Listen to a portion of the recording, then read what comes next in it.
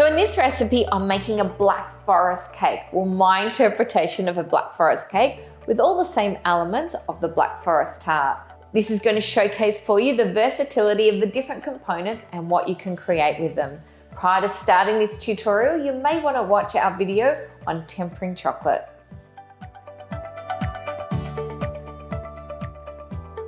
I'm going to create the chocolate cake, which is the base for the black forest. Lots of black forests have different recipes, but this chocolate cake is very, very moist. A lot are made with sponges, but I love this chocolate cake recipe. First thing I'm going to do is put the coconut oil into the hot water so it can melt. I'm going to sieve all the dry ingredients. So we have some plain or all-purpose flour, cocoa powder. It's a Dutch processed cocoa powder that I'm using, bicarb soda, salt, and some baking powder.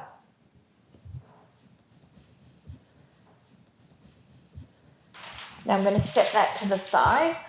I'm going to beat the egg, buttermilk. Now I have given you a recipe to create your own buttermilk if you can't actually buy it pre-made, and the sugar. Vanilla bean paste. Then I'm going to beat that for approximately a minute.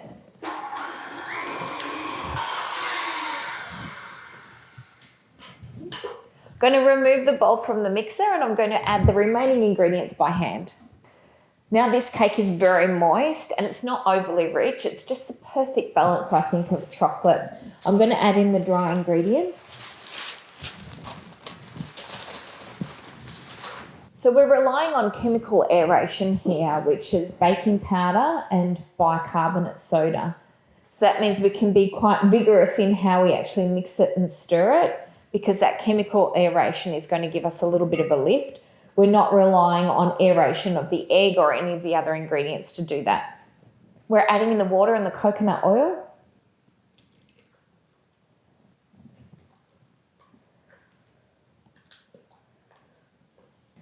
You've got two options here. You can either divide the mixture into three and make 3 individual discs. This cake does peak on top when it's baked, so it will give you a rounded top. Or you can bake it in a single cake tin or ring, and then we're going to slice it into 3. So I'm just going to oil it first. Now I have some paper here that I've marked where the ring is, and then I've cut it a little bit bigger, and then I've just feathered it. We're going to place that into the base. And then we've got a strip of baking paper, which we then place on the inside of that. Pour the cake batter in.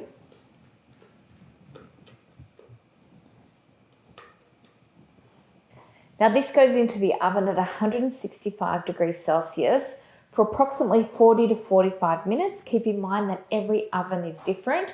How I actually test this is by putting in a skewer once I think it's ready, and if it comes out wet, it's not ready, and it may need a little bit more baking. You're going to love Saver online classes. We add a new tutorial to the library weekly. You have unlimited access. And if you like my style, my explanations, you can learn so much more.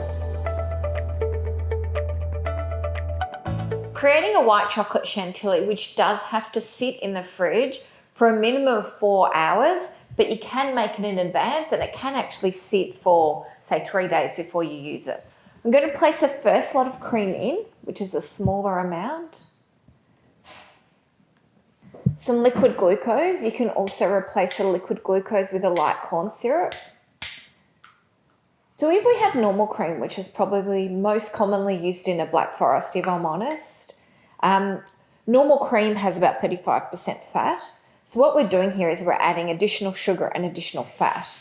What that does is it makes the cream much easier to manipulate, and it gives us a much cleaner finish on the finished product, which you'll see at the end.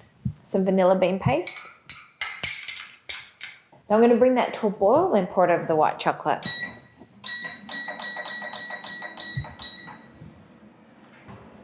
I'm going to pour that over the white chocolate. I'm going to whisk that together by hand. Then I'm going to add the second lot of cream. Incorporate that.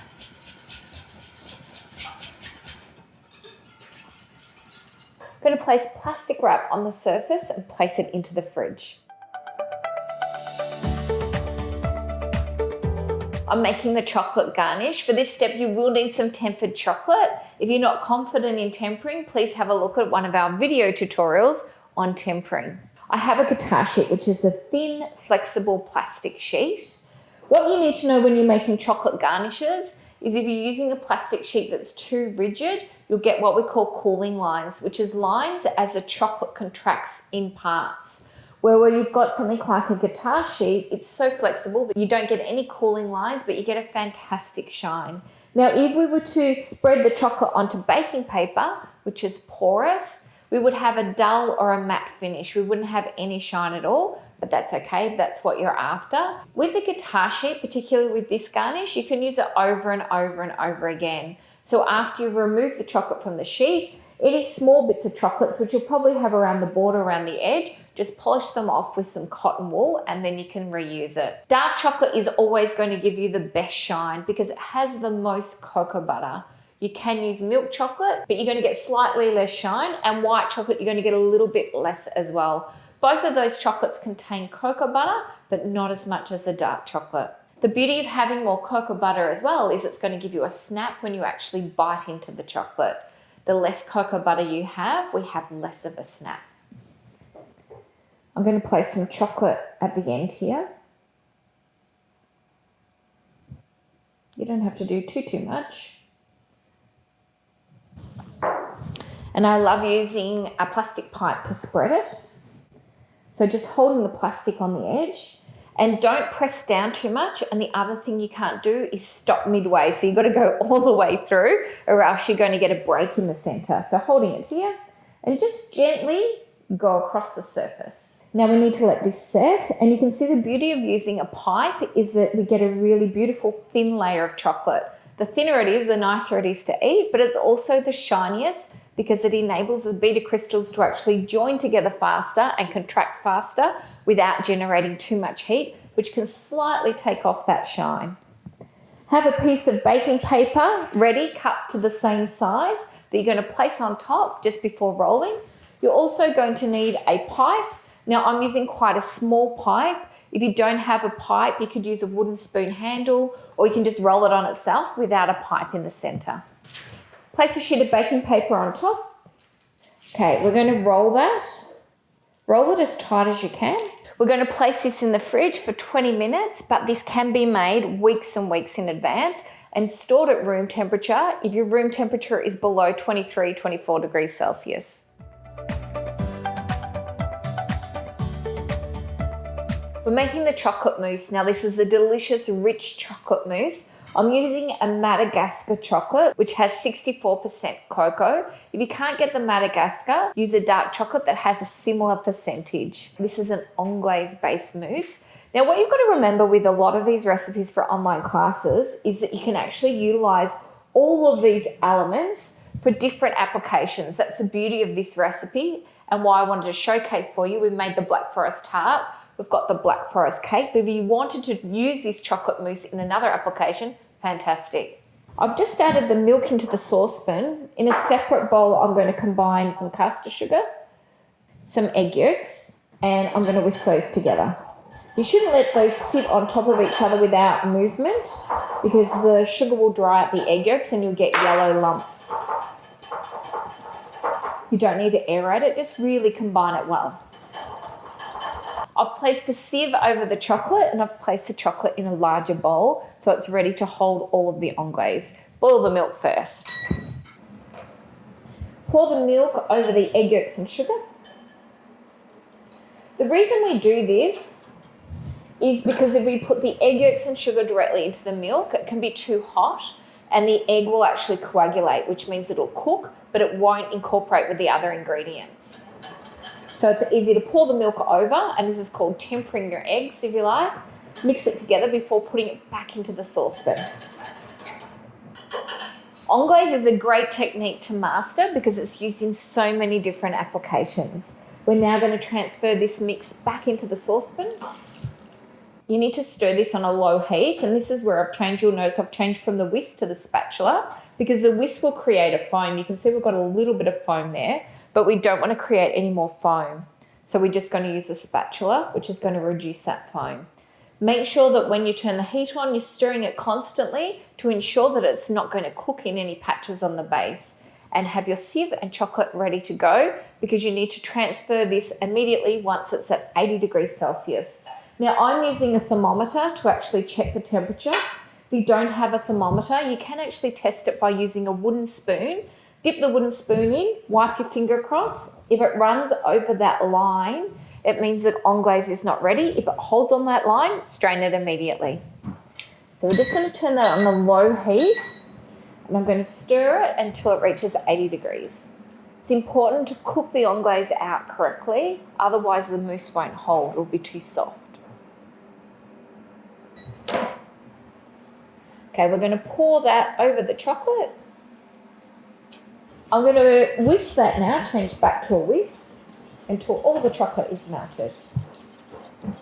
This needs to be at 34 degrees Celsius before we fold through some semi-whipped cream. I've already semi-whipped the cream and I've got that set aside in the fridge. The mousse base has cooled down and I've got some semi-whipped cream here. So the semi-whipped cream should have some body, so we've got some aeration in there to lighten up our mousse, but it should still have some movement, which we have. So I'm going to scrape that in. And then I'm going to gently fold it through, maintaining as much air as I can. It's important with chocolate mousse, once all the ingredients are mixed together, as tempting as it is, don't keep mixing, because you can actually overwork the cream and the butter and water in the cream can separate. Make sure as well that the cream is straight from the fridge, even if you pre-whip it in advance. So this mousse is going to continue to thicken a little bit as it cools down. Now, if your room temperature is quite cold, you can set it to the side and leave it at room temperature. If not, you might want to place it in the fridge for 5 to 10 minutes while we prepare and cut our cake.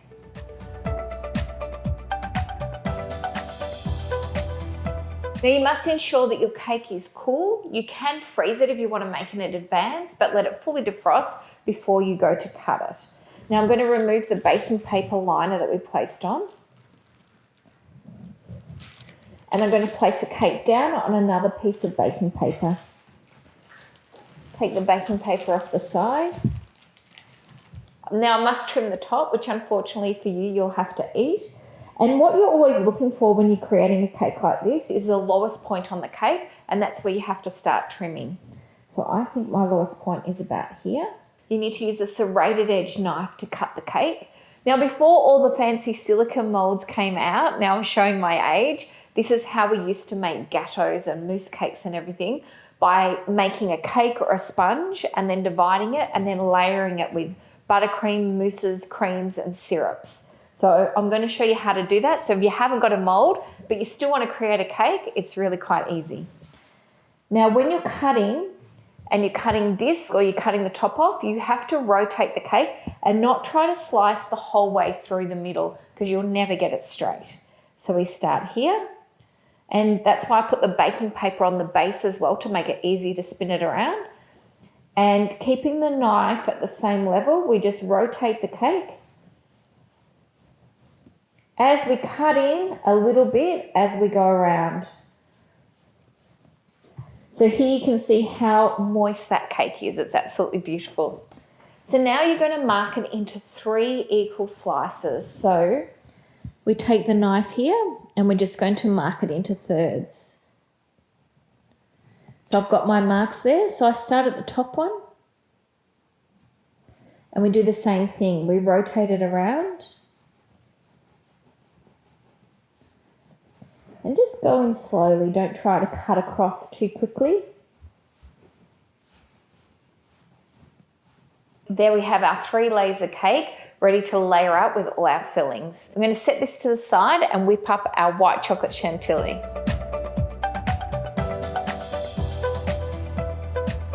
So this is the white chocolate chantilly. You can see by placing it in the fridge, it enables the fats, both the butter and the cocoa butter, to re-solidify. This one has actually sat overnight. Now it must be really cold before you whip it up to avoid it separating. It will whip much faster than normal cream because of all of that additional fat. Now it looks like a lot of cream, but we're going to use it. Don't step away from the mixer. Now you need to whip that enough that it's going to hold, but as I said, it's really easy to over whip. So even if you under whip it a little bit, you can just whisk it up by hand. It doesn't take much time to do that. So that's holding, perfect consistency there. Now we're ready to start assembling our cake. I've got everything ready now to start assembling. The chocolate mousse has firmed up a little bit and I've just pulled the Chantilly cream back out of the fridge. I have some sour cherries here. Now I'm using frozen sour cherries, but you can also use canned. I'm using a 12mm plain round piping nozzle. And the first layer we start with is the white chocolate Chantilly cream. I'm going to pipe this in a line around the edge to start. Then we're going to place a chocolate mousse in a piping bag with the same size nozzle. I have the chocolate mousse in the bag, so I'm just going to pipe inside the white chocolate Chantilly cream. I'm going to place it on a row of cherries. Now you may know Black Forest classically to have a syrup which is spread into the cake or the sponge, and it would normally be made with a sugar syrup, some cherry puree or some cherry juice, and Kirsch liqueur, which is a classic for Black Forest. I haven't added that in, but please feel free to if you want to. If you're going to use that, you would just dab the cake with a brush and the syrup. Then we'll repeat all the elements until we meet in the middle. So always leave the base of the cake for the top because it's going to be nice and flat. Place it on top.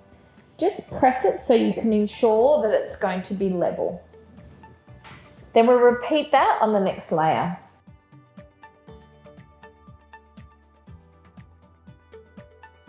Place it on top, then press it in the center to lift up the edges and make sure everything is aligned on the sides.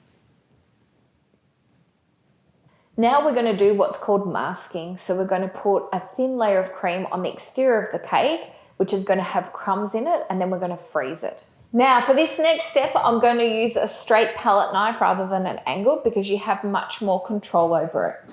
So place it into the cream. So we're going to start by actually placing cream around the edge.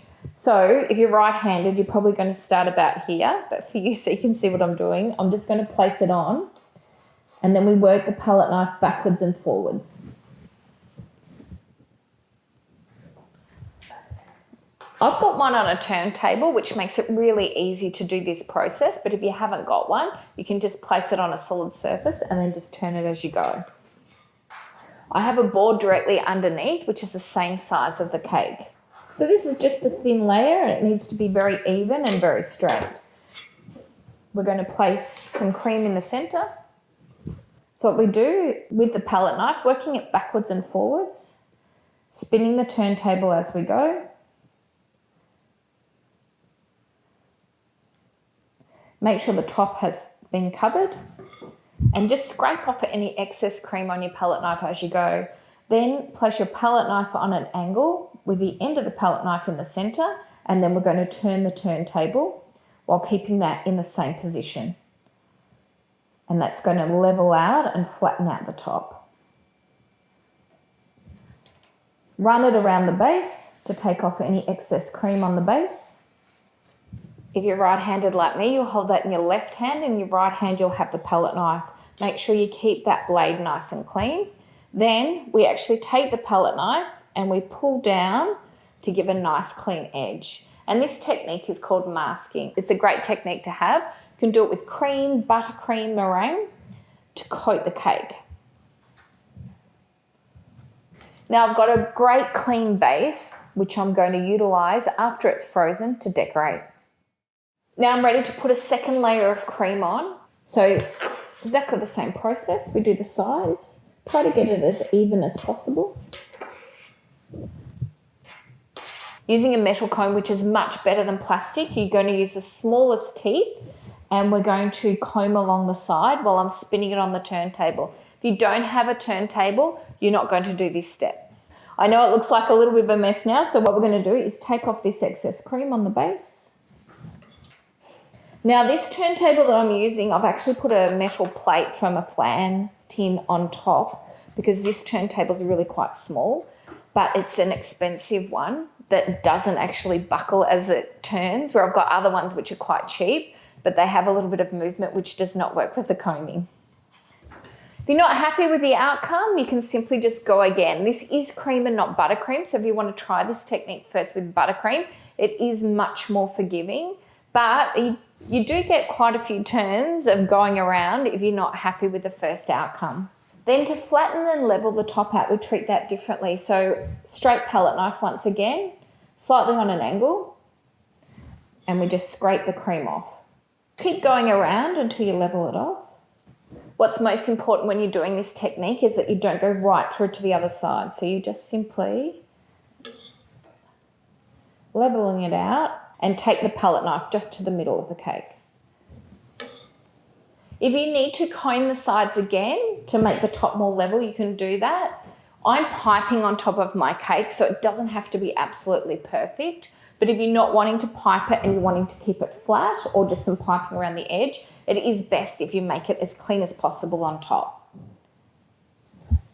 Now that I've finished the sides, I'm going to pipe on the surface and then we're going to finish it with a dusting of cocoa powder. So I do have some crumbs in there, but once we cover it with the cocoa powder, you're not going to see that at all.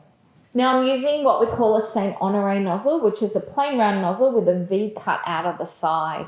Now the one I'm using is 12 millimeters in size. If you're going to take this slow and you're going to do this in 2 separate batches, I would suggest you whip your cream in different batches rather than whipping it all at once like I did. So you've got beautiful fresh cream for piping on the surface. Now I'm not going to take this piping finish right the way through to the center. So I'm going to just bring it in because I'm going to have those chocolate curls that we created in the center. So with a Saint Honoré nozzle, the most important thing you need to remember is it must be straight up and down.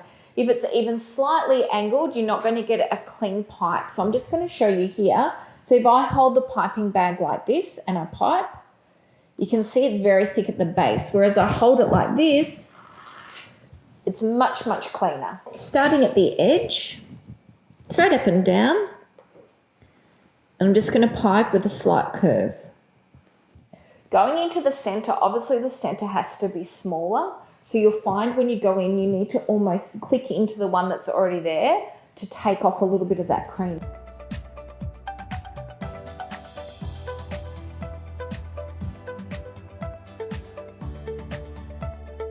Now I'm going to dust the surface with cocoa powder. We just want a light coat of cocoa powder. I'm putting it in a sieve. Try to get a sieve that's as fine as possible, otherwise you'll get really big clumps coming out. So slightly angle the cake and we give it a slight dust on the side. Spin it around in your hand, so you just got to give it a slight angle. A little bit messy, but we can reuse all of that cocoa powder. So the cocoa powder really highlights the combing effect. So you've got the white and dark on the side. Now we're going to put cocoa powder over the top.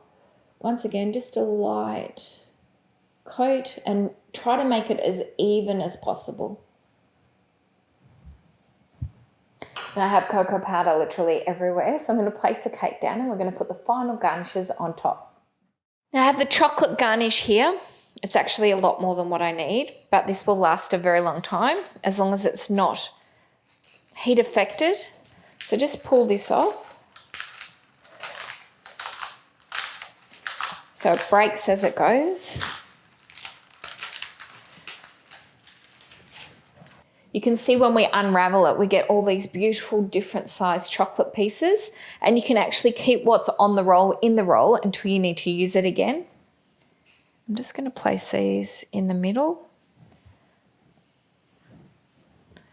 Hold them by the edge if you can, so you're not going to get fingerprints. The idea of this garnish as well is to have a combination of matte and shine. So in the Black Forest tart that I made, we had a spray of cocoa butter and chocolate. With this one, we've got the cocoa powder. It makes the shiny chocolate decorations really stand out. So I want to do this Black Forest to showcase for you how easy it is to interchange the different elements that we have in our online classes. So it's the same elements that we have in our Black Forest tart. There's a few different ones, but it's pretty much the same. The flavor profile, of course, is the same. I wanted to do this to give you the confidence to go into one of our online classes and look at the components and think, you know what? I think I can interchange that and place that, make different shapes and style and make it your own. Here we have my finished Black Forest cake.